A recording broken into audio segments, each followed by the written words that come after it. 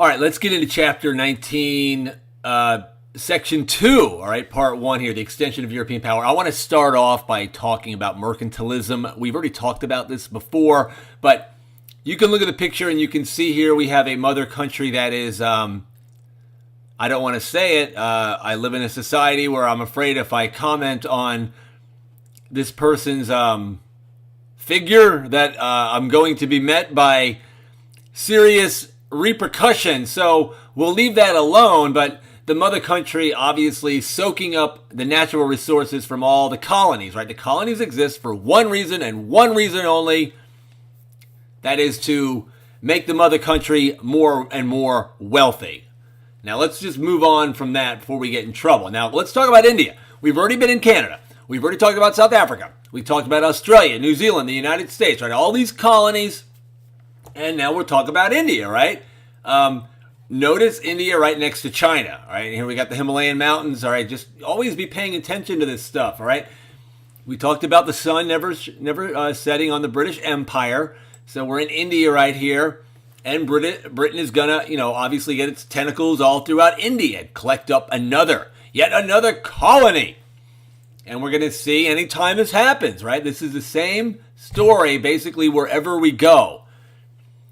It's going to be tension. It's going to be problem. Now, we're going to have this little battle called the Battle of Plassey. I'll get to that in a minute. But I'm always very interested when I look for at images. I type in Battle of Plassey and then click on images. And this incredible stuff always pops up. They're using elephants here. I just find this fascinating. War elephants. We talk about Hannibal in the Carthaginian Wars, the Roman Empire crossing the Alps with elephants. And here it looks like we have Indians being led, I think, by the French, maybe in this case, because what we have in the Battle of Plassey, which is right over here by Calcutta, and you'll notice that we have English colonization going on, we have French colonization going on, we have the Dutch, we have all kinds of Europeans meddling in these foreign countries. Oh, it's colonization, we're going to bring them European law and justice and Christianity and blah, blah, blah, blah, blah. And we know what's really going on. And so in this battle at Plassey, the Battle of Plassey, we'll see some of the Indian soldiers, the Indians siding with the French, fighting the British.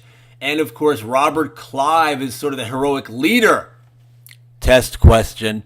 And he will achieve victory over the French and the Indians. Hey, French and Indians again. It's like another French and Indian war. Okay, never mind. Disregard.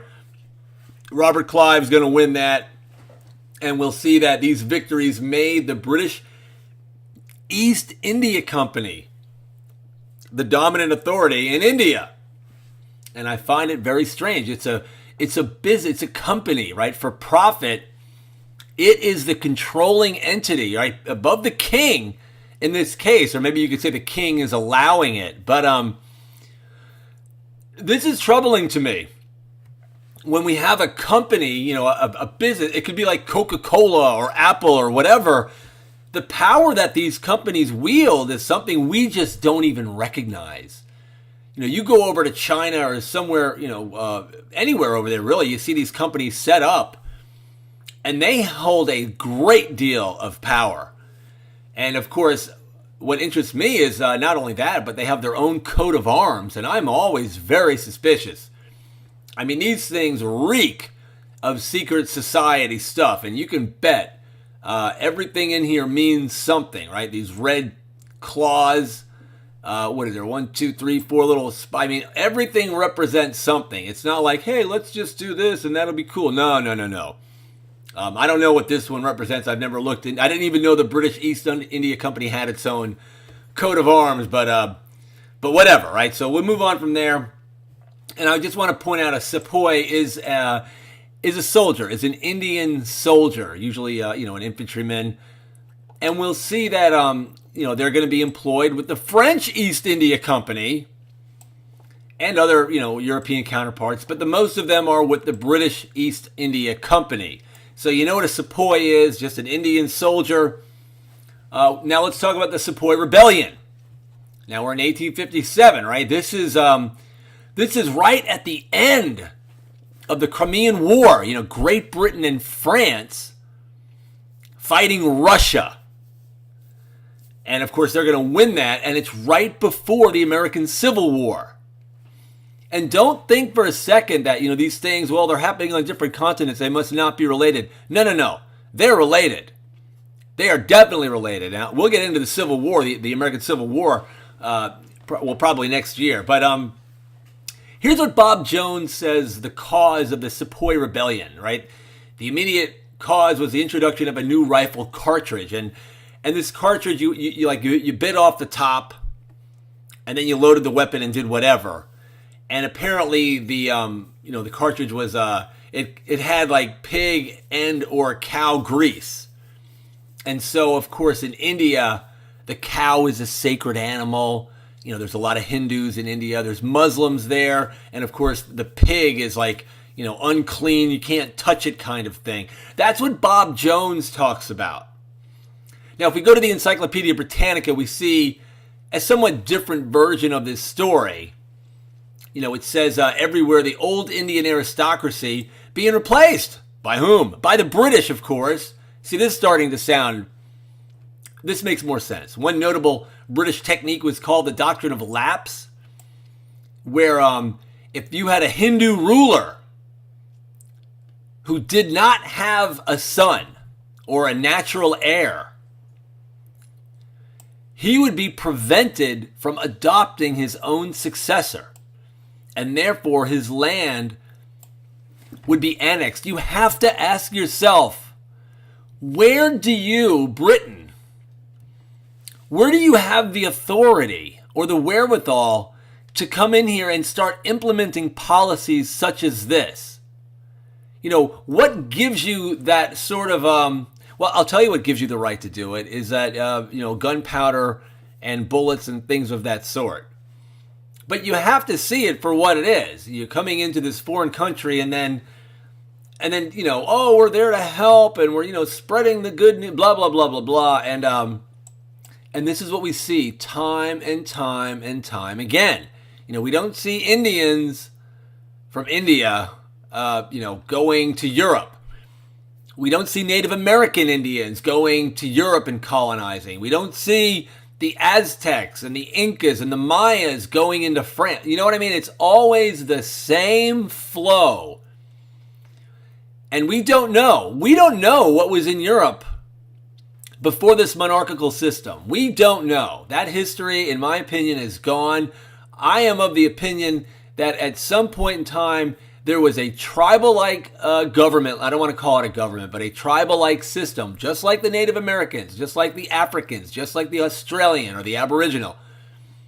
And that thing was destroyed and eradicated by this monarch thing, Charlemagne, right? And it's been in control ever since. I can't speak about Asia and China. They have their own things going on, but at least they were locked in. They had their dynasties and stuff like that, but they were like, we're staying in our own corner.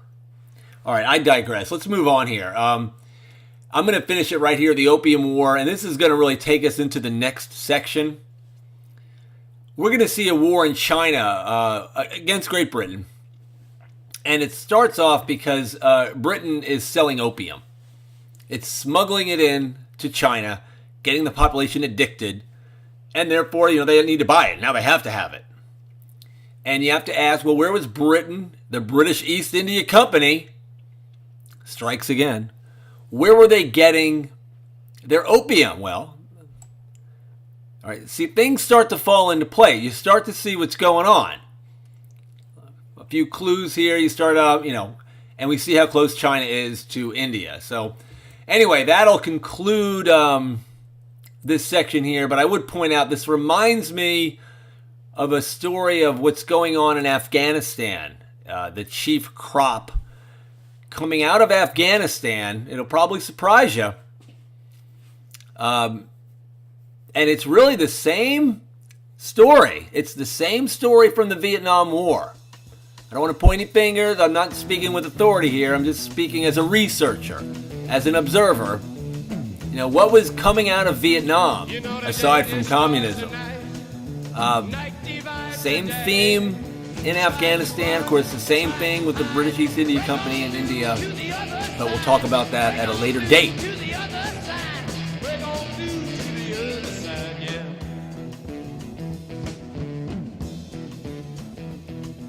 We chased our pleasures here, dug our treasures there. But can you still recall the time we cried? Bring on through to the other side. Bring on through to the other side.